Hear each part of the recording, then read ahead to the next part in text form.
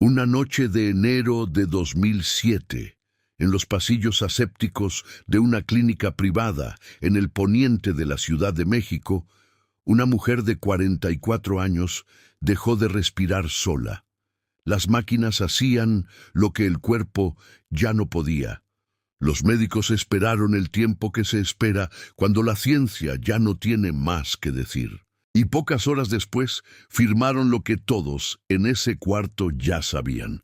Mónica Pretelini Sáenz había muerto, esposa del gobernador del Estado de México, madre de 3 hijos, mujer que había construido una vida entera al lado de un hombre que ya había dejado de estar completamente ahí.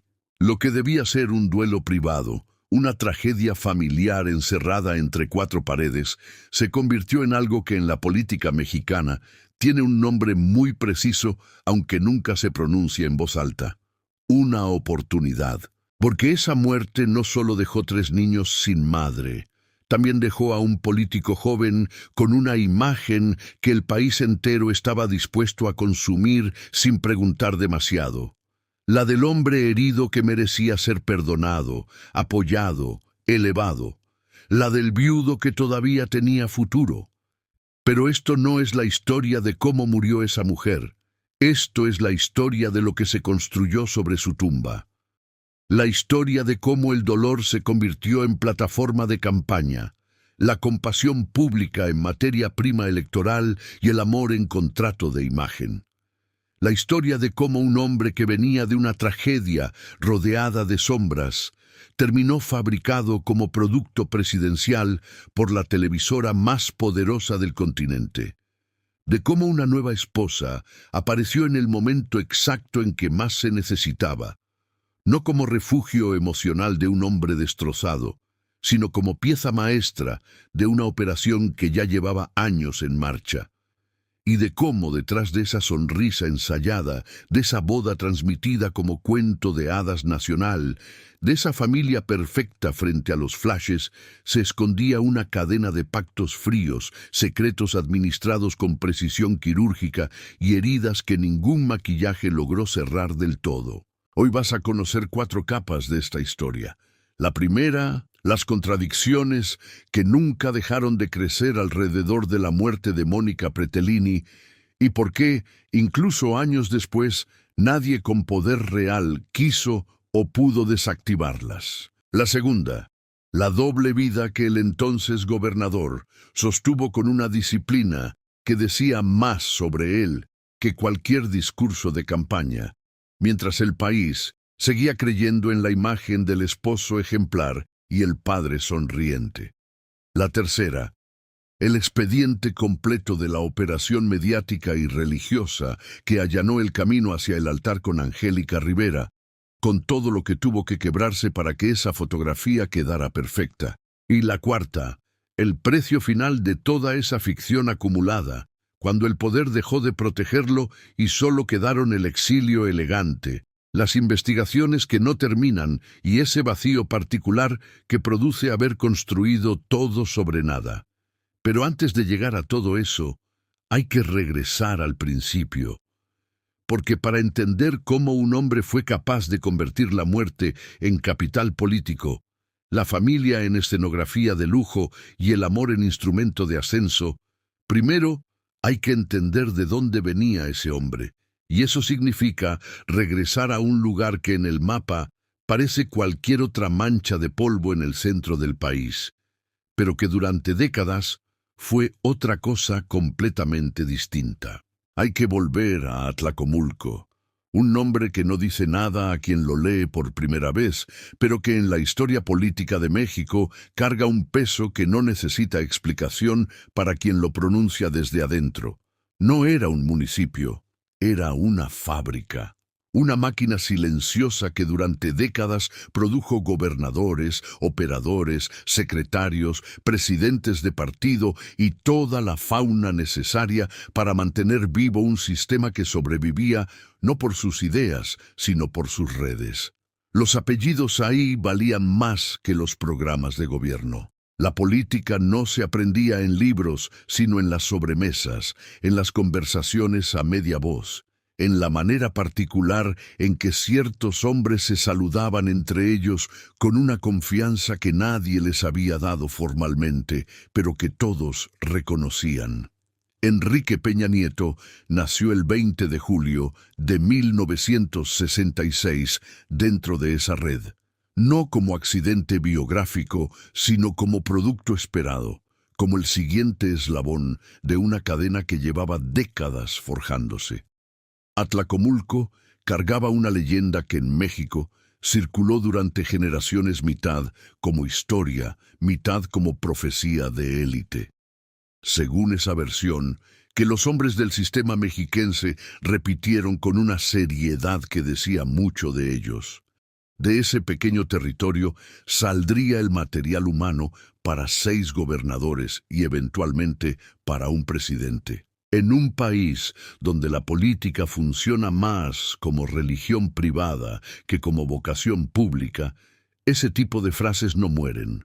Se convierten en hoja de ruta, en obsesión hereditaria, en el tipo de mandato invisible que no está escrito en ningún documento, pero que todo el mundo cumple como si lo estuviera. El niño Enrique creció viendo entrar y salir hombres de traje impecable. Escuchó conversaciones en tono bajo.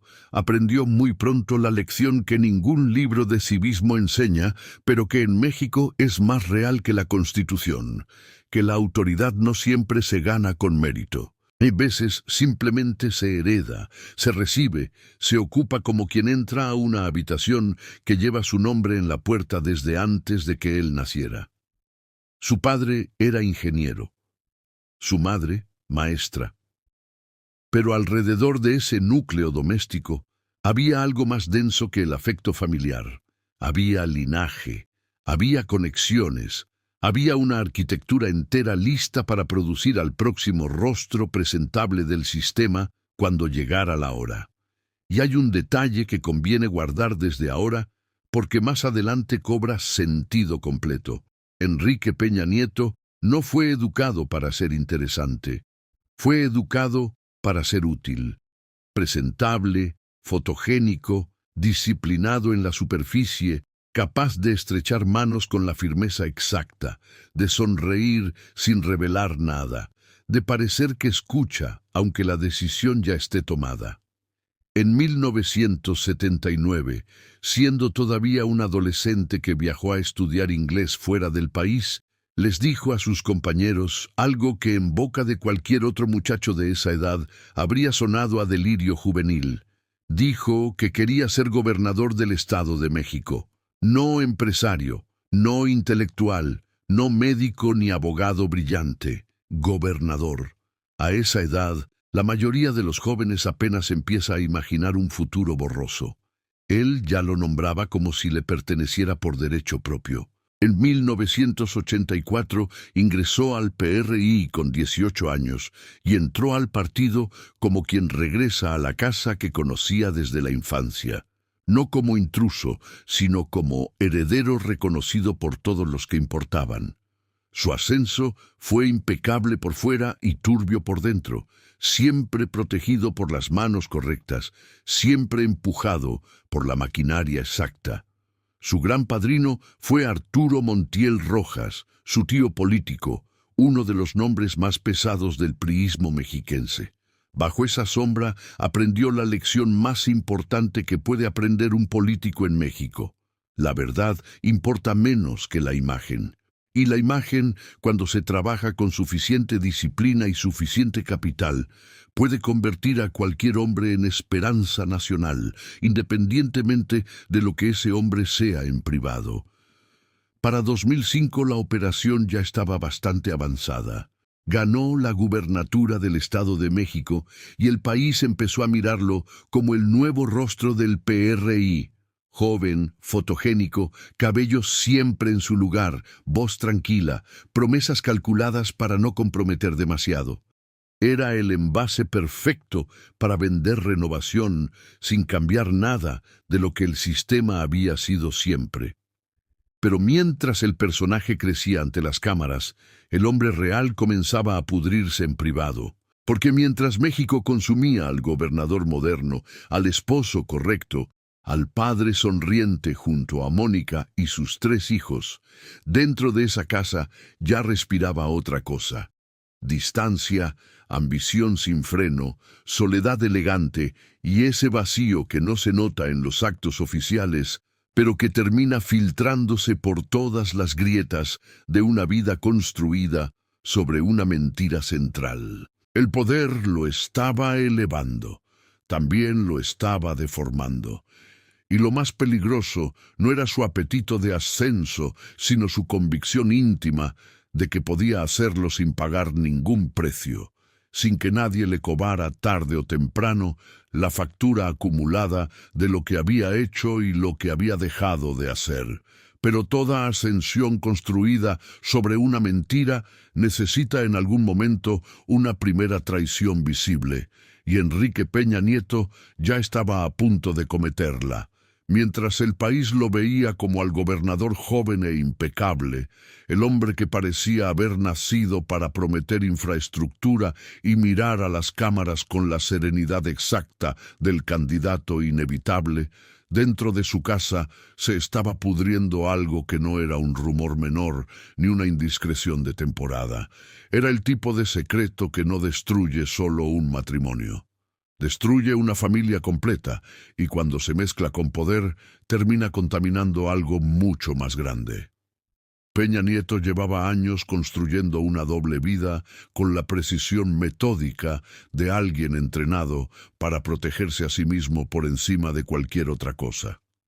De un lado estaba la fotografía oficial, la esposa elegante, los hijos, la carrera en ascenso, el hombre disciplinado que obedecía el libreto de su grupo político como si hubiera sido escrito para él desde la cuna.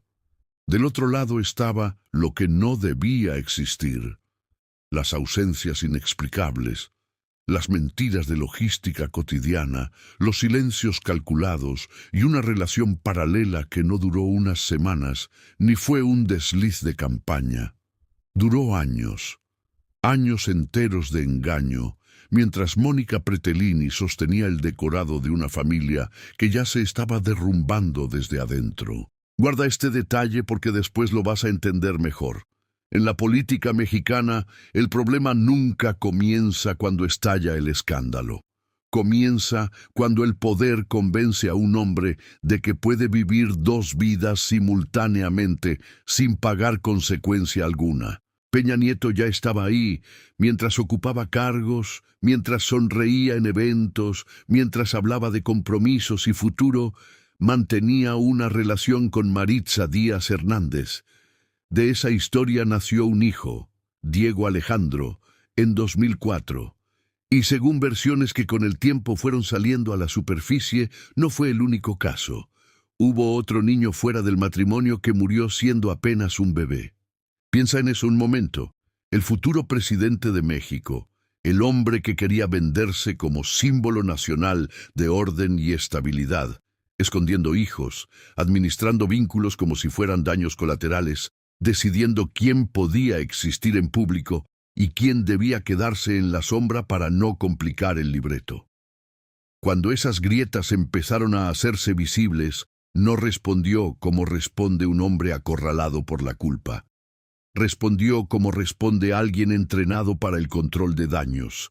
Años después salieron grabaciones y testimonios que retrataban a Maritza Díaz enfrentando no solo a un amante ausente, sino a un hombre dispuesto a tercerizar incluso la relación con su propio hijo, a resolver lo personal con operadores y recados fríos, a tratar la existencia de un niño como un problema logístico que debía ser administrado y nunca integrado, nunca reconocido con la plenitud que solo un padre sin miedo puede dar.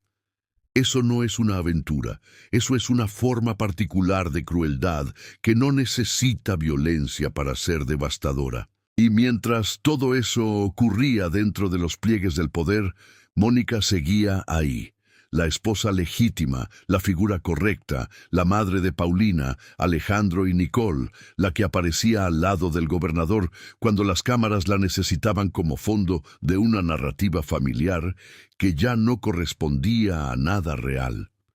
En privado, la historia era completamente otra. Las versiones sobre su dolor fueron creciendo con los años. La soledad administrada, la humillación silenciosa, la sensación de vivir dentro de una residencia diseñada para proteger la carrera de un hombre y donde no había espacio para proteger la paz de nadie más. Mónica, además, enfrentaba problemas de salud reales y documentados. Padecía epilepsia. Y esa combinación, fragilidad médica más tensión emocional, más un matrimonio carcomido en silencio por la mentira sostenida, fue preparando el terreno para la escena que lo cambiaría todo. Aquella noche de enero de 2007, el Hospital ABC de Santa Fe recibió a una mujer en estado crítico. Horas después, la noticia sacudió al país. Muerte cerebral. Luego la confirmación definitiva. La esposa del gobernador había muerto a los 44 años. Oficialmente, todo quedó envuelto en un cuadro médico asociado a una crisis convulsiva con complicaciones respiratorias. Pero casi de inmediato comenzaron las preguntas, demasiadas preguntas, demasiadas sombras que no terminaban de resolverse con la versión oficial. El médico que la había tratado durante meses describió el caso con una palabra poco frecuente en ese contexto: inusual. Y cuando años después el periodista Jorge Ramos le preguntó directamente a Peña Nieto por la causa exacta de la muerte de su esposa, él vaciló, se enredó, dudó de una manera que no encajaba en un hombre que debería recordar a la mujer con quien construyó una vida. Parecía repasar una ficha mal memorizada antes de entrar al foro, no un dolor real guardado en la memoria del cuerpo. México olió la fractura en ese instante, porque hay olvidos que no parecen humanos y hay silencios que en la boca del poder suenan peor que una confesión directa. Después llegaron los rumores, versiones de sobredosis, sospechas sobre el estado emocional de Mónica en sus últimas semanas. Teorías más oscuras que nadie pudo confirmar de forma definitiva, pero que tampoco nadie logró desacreditar con suficiente contundencia. Nada probado, sí, pero todo lo bastante inquietante como para que la maquinaria política reaccionara de inmediato, no con duelo genuino, sino con control, con una operación de imagen de manual.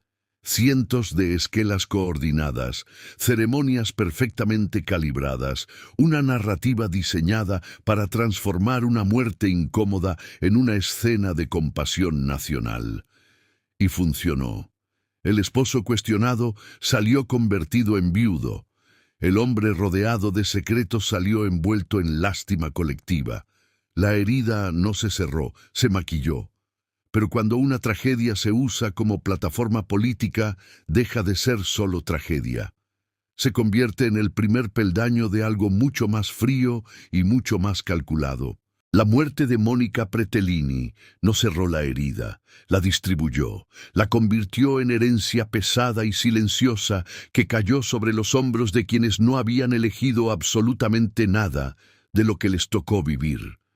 Porque cuando un hombre poderoso rompe su casa para salvar su imagen, los primeros que pagan no son los rivales políticos ni los periodistas incómodos. Son los hijos. Siempre son los hijos. Paulina, Alejandro y Nicole perdieron a su madre en enero de 2007. Y no perdieron solo una figura materna. Perdieron el único centro emocional que todavía le daba alguna forma coherente a una familia que ya venía resquebrajada desde mucho antes de esa noche en el hospital. Piensa en eso un momento. 3 niños creciendo dentro de una residencia vigilada, rodeados de asistentes, camionetas de seguridad, fotógrafos en los eventos, ropa impecable para los actos oficiales y sonrisas ensayadas para los encuadres, pero sin el abrazo que ordena el mundo cuando todo se derrumba. A veces, el abandono no llega vestido de pobreza, a veces llega vestido de lujo, y cuando una familia poderosa se rompe, el dinero no repara nada, solo decora la ruina con acabados más caros. Eso fue exactamente lo que ocurrió, mientras Enrique Peña Nieto aprendía a convertir su viudez en capital político. Sus hijos aprendían otra lección, mucho más brutal, que el dolor puede posarse frente a las cámaras con ropa cara y seguir siendo dolor. Que una ausencia puede maquillarse pero no desaparecer. Que una casa puede estar llena de gente y aún así sentirse completamente vacía. En ese vacío apareció una figura silenciosa y constante, casi invisible para el público, pero enorme para esos niños. Una mujer de nombre Beatriz.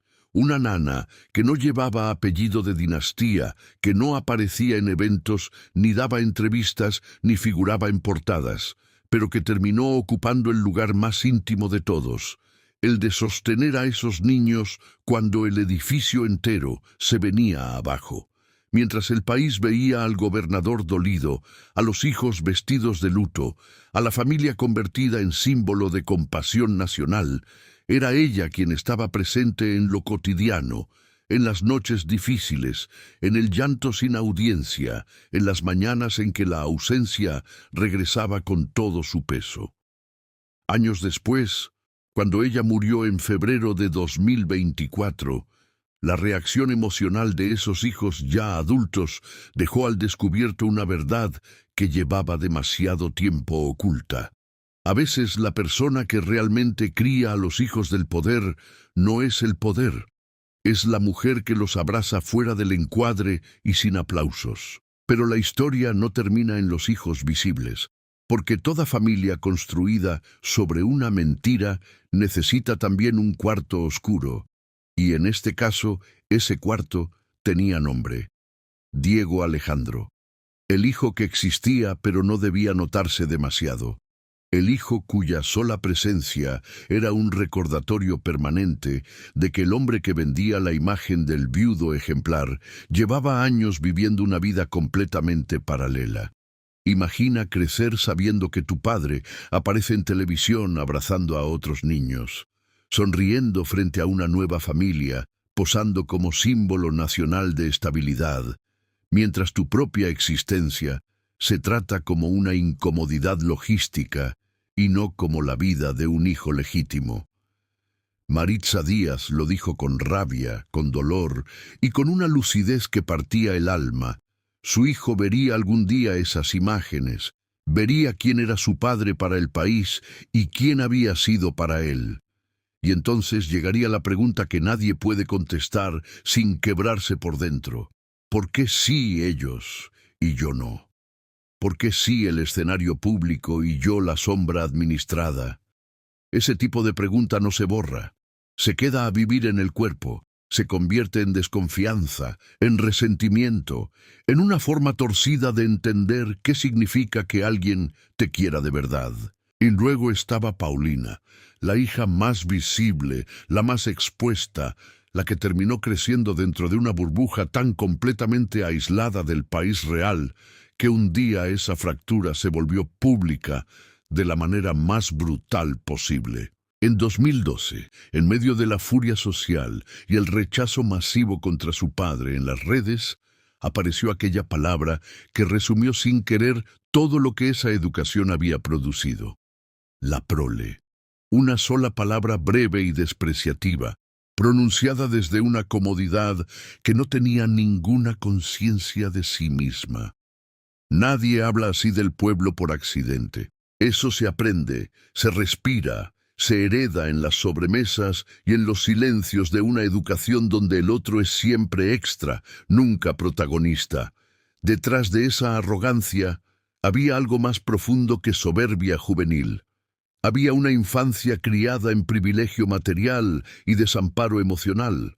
Una educación sentimental donde el dolor nunca se resolvió de verdad y la superioridad terminó funcionando como armadura de supervivencia. Enrique Peña Nieto no solo falló como esposo, falló como padre. No porque no pudiera comprar seguridad, ni viajes, ni protección. Falló porque confundió presencia con presupuesto, porque intentó reemplazar el vínculo con estructura, el afecto con protocolo, la culpa con beneficios materiales. Sus hijos no crecieron dentro de una familia, crecieron dentro de una operación de imagen, y cuando un niño crece así, tarde o temprano aprende a actuar antes de sentir. La tragedia ya no estaba en la tumba. La tragedia caminaba. Iba al colegio, sonreía en las fotografías, leía titulares, se encerraba por las noches y se preguntaba cosas que nadie respondía con honestidad. Y mientras esa herida se hacía adulta, el hombre que la había producido entendió que todavía necesitaba algo más. No bastaba con haber sobrevivido al escándalo íntimo. No bastaba con haber convertido el duelo en simpatía pública. Ahora necesitaba una nueva escenografía. Una familia rehecha, una esposa perfecta, una boda capaz de hacer que el país olvidara lo que todavía seguía sangrando por dentro. Después del entierro, después de las esquelas, después de los discursos medidos y del luto perfectamente encuadrado, la maquinaria política entendió algo que vale más que cualquier sentimiento real. La compasión dura poco.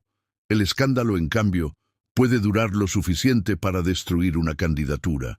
Y el personaje en construcción no era solo un viudo joven, era también un hombre rodeado de rumores de infidelidad, de hijos que no debían existir, de silencios incómodos y de una muerte que seguía levantando preguntas que nadie quería responder oficialmente. Para el grupo político que apostaba a llevarlo hasta la presidencia, eso representaba un problema que no se resolvía con el tiempo, se resolvía con espectáculo.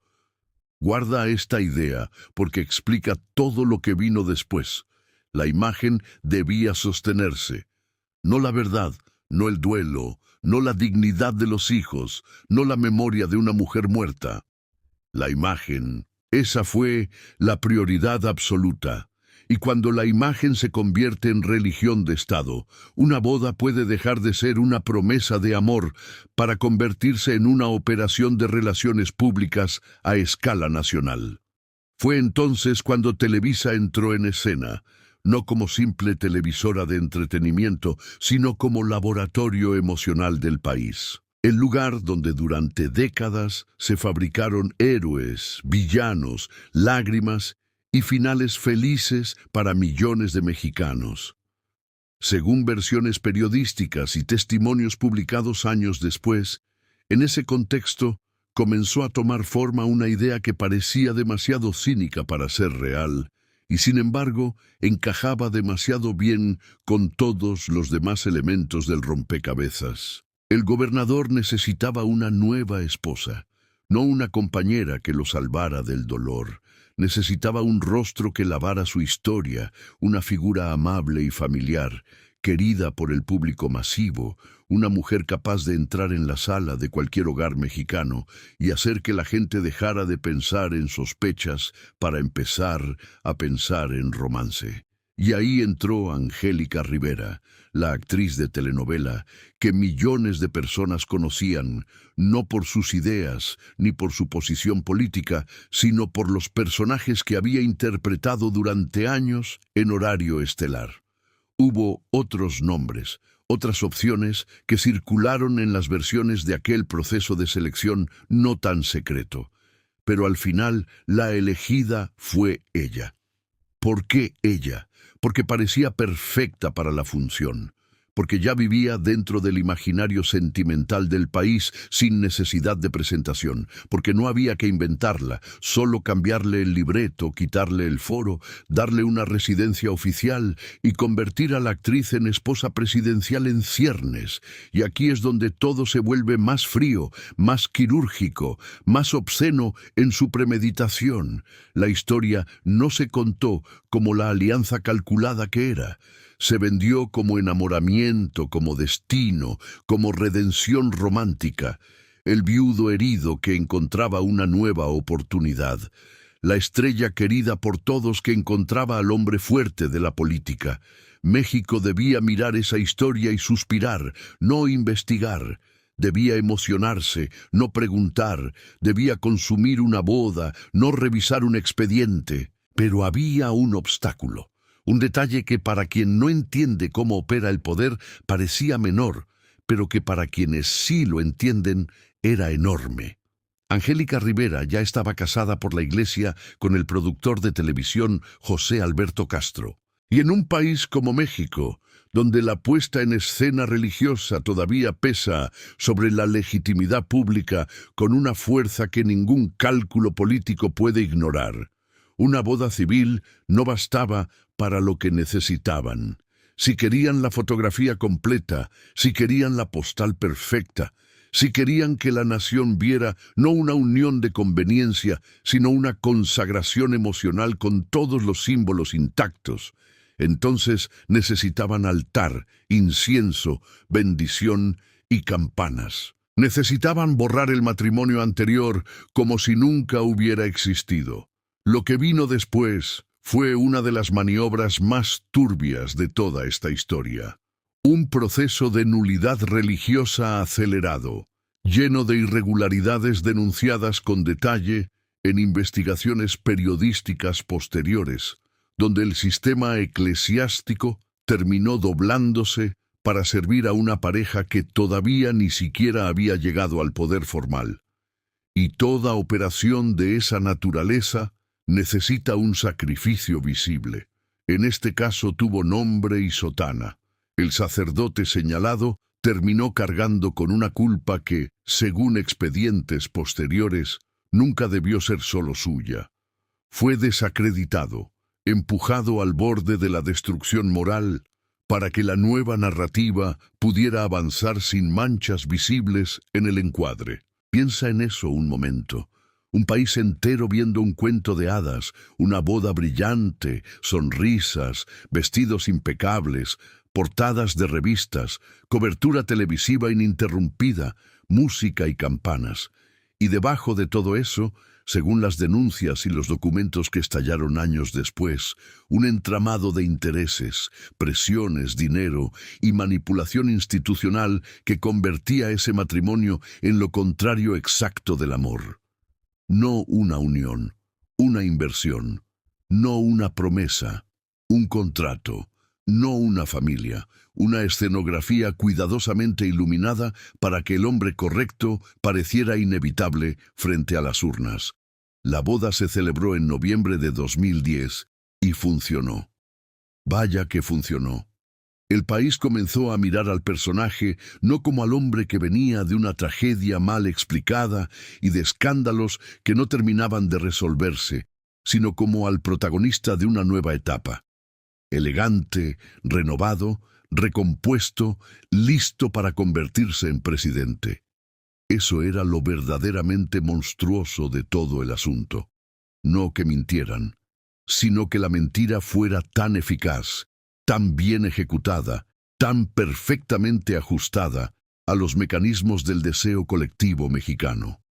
Porque cuando un hombre logra convertir una herida privada en plataforma de campaña, a una actriz en esposa ideal y a una ceremonia religiosa en herramienta electoral, ya no estamos viendo una historia de amor. Estamos viendo el ensayo general de un gobierno entero basado en la simulación permanente. La boda no fue el final del montaje, fue el comienzo del método. Enrique Peña Nieto tomó posesión como presidente de México en diciembre de 2012. Llegó envuelto en una narrativa que parecía diseñada en un estudio de publicidad. Joven, fotogénico, casado con la actriz más reconocible de la televisión mexicana, padre de familia presentable, hombre moderno, el nuevo rostro de un partido que prometía ser otro, sin haber cambiado nada esencial. Recuerda esto porque va a ser importante. La forma en que un hombre consigue el poder casi siempre anuncia la forma en que lo va a ejercer. Y este hombre había llegado a la cima no limpiando su historia, sino maquillándola. Durante los primeros años la fachada resistió. Viajes de Estado, portadas internacionales, sonrisas diplomáticas, discursos sobre reformas estructurales, promesas de modernización presentadas con la cadencia exacta de quien sabe que las palabras son suficientes si se dicen con la voz correcta. Pero debajo de esa superficie cuidadosamente lustrada, la misma lógica que había destruido su casa privada seguía operando con perfecta normalidad. La lógica del privilegio sin consecuencias, la lógica de la impunidad como derecho adquirido, la lógica del contrato oculto entre el poder y quienes lo financian a cambio de favores que nunca se documentan, pero que todo el mundo en ese círculo conoce. Entonces llegó noviembre de 2014, y con él una de las imágenes más devastadoras de todo el sexenio. Mientras el país seguía herido y roto por la desaparición de los 43 estudiantes de Ayotzinapa, una investigación periodística detonó una bomba en el corazón mismo del poder, la Casa Blanca. Una mansión de lujo en las lomas de la Ciudad de México, con acabados que no corresponden a ningún funcionario público honesto. Mármol, elevador privado, espacios que solo tiene sentido imaginar en una monarquía que nadie había elegido. Una residencia que no parecía el hogar de la primera dama de un país en desarrollo, sino el palacio privado de alguien que había confundido el servicio público con el despojo institucionalizado. El valor estimado rondaba los 7 millones de dólares. 7 millones. Piensa en ese número frente a un país que acababa de enterrar a sus jóvenes de guerrero. El verdadero veneno no estaba solo en el tamaño de la mansión, estaba en el nombre que la sostenía. Un contratista cercano al círculo presidencial, beneficiado de forma sistemática por obras públicas millonarias, incluyendo el proyecto del tren de alta velocidad entre la capital y Querétaro, un proyecto que también terminó en escándalo y cancelación anticipada. Ahí fue donde la historia dejó de parecer un escándalo de vanidad personal para convertirse en algo peor, un posible conflicto de interés tan obsceno que ya no cabía dentro de la palabra coincidencia.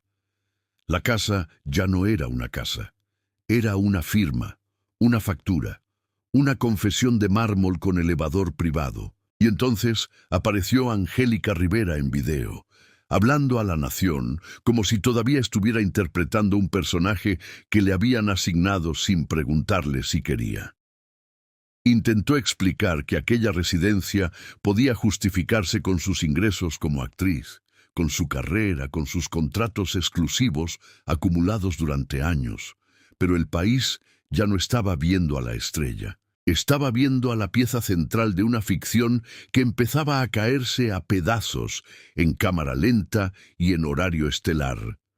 La mujer perfecta del montaje ahora tenía que defender lo indefendible frente a millones de personas que llevaban años consumiéndola como símbolo de algo que resultaba ser completamente falso. Y Peña Nieto, que tantas veces había confiado en que la imagen lo salvaría de todo, descubrió por primera vez que había escenas que ni la televisora más poderosa del continente podía rescatar con suficiente maquillaje narrativo. Lo terrible es que la Casa Blanca no fue una excepción en su gobierno. Fue una ventana que permitió ver lo que había adentro todo el tiempo. Después llegaron otros nombres, otros escándalos, otras redes, Odebrecht, sobornos documentados, contratos direccionados, millones de dólares orbitando alrededor de decisiones públicas mientras México entraba más hondo en el desencanto colectivo. La acusación más inquietante de todas fue quizá la del espionaje. La idea de que el Estado no solo beneficiaba a sus amigos con contratos y protección, sino que vigilaba activamente a sus críticos, a periodistas, a activistas, a opositores, a gente inconveniente que, como Carmen Aristegui, ya había demostrado que podía encender una cerilla en el cuarto equivocado sin salir quemada. Y en medio de esa podredumbre sistémica apareció otra vez la herida familiar, ahora como metáfora perfecta de todo el sexenio. Paulina Peña lanzó aquella palabra infame que resumió mejor que cualquier editorial periodístico el divorcio moral entre el peñismo y el país real. La prole. Una sola palabra y todo quedó al descubierto de golpe. el desprecio de clase, la burbuja de cristal, la arrogancia, la educación emocional de una familia que había aprendido a ver al pueblo no como comunidad, sino como público, no como ciudadanos, sino como extras de su propia narrativa de poder. Así funciona la caída cuando empieza de verdad. Primero, se rompe la credibilidad, luego, la narrativa que la sostenía, luego, el matrimonio mismo. En febrero de 2019, apenas unos meses después de haber dejado el poder, Angélica Rivera anunció el divorcio. Y con eso se vino abajo la última pared del decorado, la más visible de todas. Lo que se había vendido al país entero como amor genuino y como prueba de una segunda oportunidad humana, sobrevivió exactamente hasta donde sobrevivió su utilidad política. Ni un paso más, ni un día más, ni un esfuerzo adicional por salvar lo que nunca había sido lo que parecía. La corrupción no comenzó en Los Pinos. Solo encontró ahí su escenario perfecto y su dimensión más obscena y más documentada. El poder se fue, pero no llegó la paz. Llegó algo peor. El silencio, ese silencio particular que queda cuando ya no suenan los aplausos de los actos de Estado, cuando las puertas oficiales dejan de abrirse automáticamente, cuando los teléfonos de los que importan dejan de contestar, cuando el hombre que un día creyó controlar el país más poblado de habla hispana descubre que ni todo el dinero acumulado alcanza para comprar una absolución retroactiva. Febrero de 2019. La separación ya no podía esconderse más. El matrimonio que había sido vendido como símbolo de estabilidad nacional terminaba exactamente como había comenzado, entre rumores, cálculo frío y distancia ensayada, sin lágrimas públicas genuinas, sin grandes declaraciones de amor desbordado, sin esa épica de telenovela con la que durante años intentaron envolver una historia que nunca fue lo que pretendían que fuera. Solo el derrumbe frío de una escenografía que ya había cumplido su función y a la que nadie, en el fondo, debía nada. Y detrás de ese derrumbe, la figura del expresidente comenzó a achicarse de una manera brutal, no ante las cámaras, sino ante la historia. Poco después llegó el exilio elegante, Madrid, restaurantes discretos en zonas exclusivas, campos de golf, ropa cara, fotografías captadas desde lejos por medios que ya no lo trataban como a un estadista, sino como a una curiosidad con pasado incómodo. Un departamento asociado a una inversión que en España permite obtener lo que se conoce como Golden Visa. Suena sofisticado si uno lo mira sin contexto, incluso admirable desde cierta distancia, un expresidente rehaciendo su vida en Europa lejos del ruido. Pero no te dejes engañar por la superficie, porque no toda distancia es libertad. A veces la distancia es solo una manera muy cara de esconderse de lo que uno mismo dejó atrás. Un hombre puede abandonar un país, pero no puede abandonar el archivo que dejó detrás. Y el archivo que dejó este hombre era demasiado pesado para caber en ninguna maleta, por grande y cara que fuera. Mientras trataba de instalar una nueva normalidad en España, en México, su nombre seguía apareciendo en expedientes, investigaciones, reportajes, declaraciones y sospechas que no terminaban de morir. Transferencias cuestionadas, señalamientos en el caso Odebrecht, la sombra interminable del espionaje con software de vigilancia, la presidencia que había prometido modernidad y terminó siendo sinónimo de privilegio, simulación e impunidad sistémica. Lo más duro de esa caída no fue perder el cargo, fue perder el blindaje, porque mientras estuvo en la cima, alrededor de él se movía una arquitectura completa de protección. El partido, los operadores, los empresarios aliados, los medios complacientes, la investidura, la maquinaria entera, funcionando como un muro que absorbía los golpes antes de que llegaran con toda su fuerza. Pero cuando cayó el poder, el muro también cayó. Y entonces apareció el verdadero paisaje debajo de todo el decorado. el de un hombre rico, sí, pero cada vez más solo. Visible, sí, pero cada vez menos respetado. Vivo, sí, pero ya reducido a la caricatura de sí mismo. Incluso su relación posterior con otra mujer que durante un tiempo pareció ofrecerle alguna salida emocional al relato, terminó rompiéndose con la puntualidad de una ley natural. Y ahí volvió a repetirse el mismo patrón de siempre, con la fidelidad de algo que ya no sorprende. Las mujeres se iban, las alianzas se desgastaban, las escenografías se caían una tras otra. Solo quedaba él, encerrado dentro de una versión envejecida de su propia ambición y sin ningún nuevo papel que interpretar para nadie que quiera escucharlo. Ese es quizá el castigo más fino que puede imponer la historia. No siempre destruye de golpe. A veces te deja vivir lo suficiente para ver cómo todo lo que construiste pierde sentido delante de tus propios ojos, sin que nadie tenga que hacer nada para acelerarlo. Imagínalo por un momento, un hombre que fue gobernador, presidente, portada internacional, promesa de renovación nacional, viviendo ahora entre comodidades que ya no impresionan a nadie, leyendo noticias donde su nombre aparece asociado no a grandeza, sino a sospecha, mirando desde lejos a un país que ya no lo extraña, escuchando cómo el partido que lo llevó arriba se desmorona sin nostalgia por él, entendiendo quizá demasiado tarde que el problema nunca fue solo lo que hizo, sino la forma en que lo hizo, sin verdad sostenida, sin raíz moral, sin amor real, por nada que no fuera su propia permanencia en el poder. Eso es lo que quedó al final del ciclo. No un estadista retirado con dignidad intacta, no un patriarca respetado incluso por sus adversarios, no un hombre reconciliado con su propia historia. Lo que quedó fue una figura atrapada dentro de una jaula cómoda, dorada y silenciosa, con dinero pero sin redención posible, con distancia pero sin olvido, con tiempo pero sin regreso. Porque el exilio puede esconder un cuerpo, pero nunca limpia un legado. Hoy lo que queda de Enrique Peña Nieto no es un legado, es un neco roto, un montón de piezas sueltas que ya no encajan en la fotografía perfecta que durante años le vendieron a México.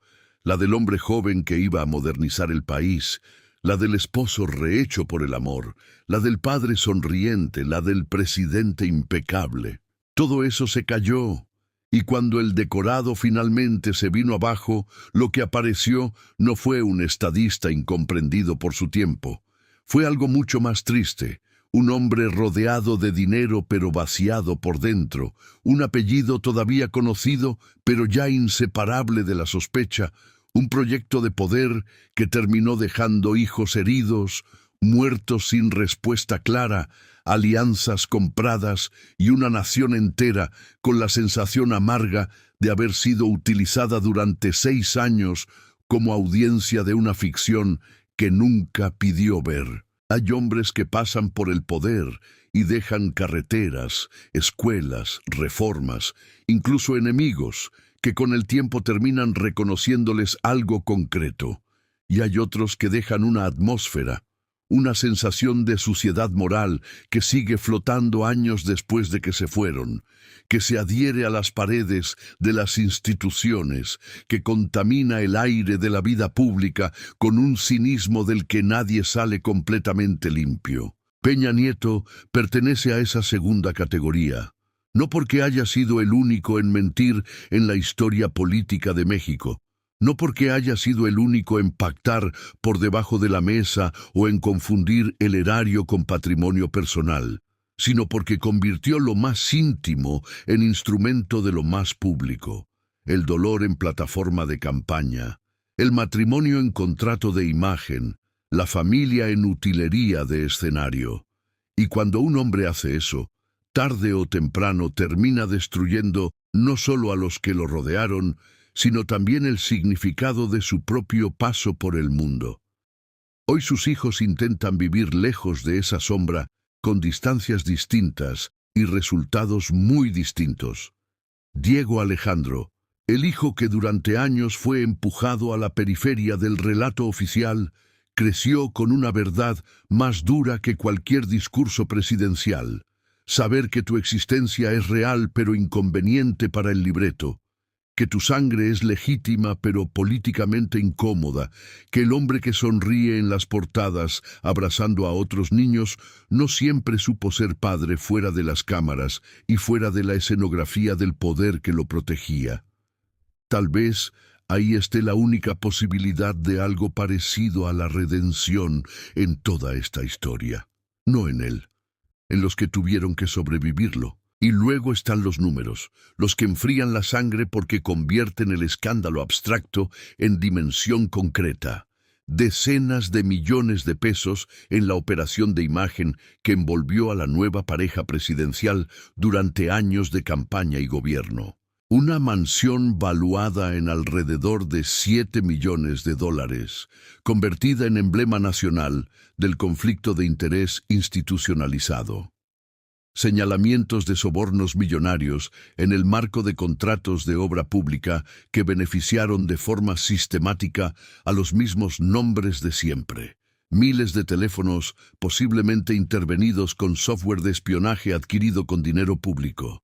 Decenas de vehículos de lujo y privilegios exigidos, según versiones publicadas, para cerrar el gran matrimonio de utilería que el país consumió como romance. Y detrás de todos esos montos, una pregunta mucho más simple y mucho más brutal que cualquier cifra. ¿Cuánto vale destruir la verdad de una familia entera para comprar un destino político que al final resulta ser prestado? Mónica Pretelini murió, y el país nunca dejó de preguntarse si ella entendió en algún momento la dimensión real del infierno que tenía dentro de su propia casa. Un sacerdote cargó con una humillación que no merecía completamente para que una boda brillara ante las cámaras de toda la nación. Los hijos crecieron entre privilegios materiales y hambre emocional, entre protocolos de seguridad y ausencias que ningún presupuesto era capaz de tapar. Y el hombre que creyó haber construido una dinastía, que creyó que la imagen era suficiente para gobernar indefinidamente, terminó refugiado a miles de kilómetros de distancia, mirando desde lejos la ruina silenciosa de su propio nombre. Ese es el verdadero final. No el exilio, no el divorcio, no la investigación que no termina. El verdadero final es descubrir demasiado tarde que el poder comprado con simulación nunca se convierte en legado, solo en castigo diferido.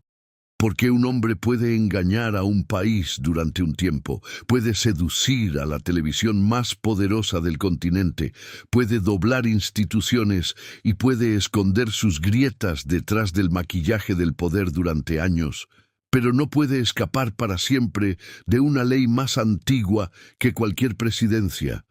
La forma en que trataste a los tuyos termina convirtiéndose en la forma en que la historia te recuerda.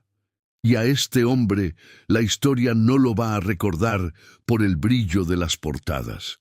Lo va a recordar por la máscara que nunca logró quitarse del todo.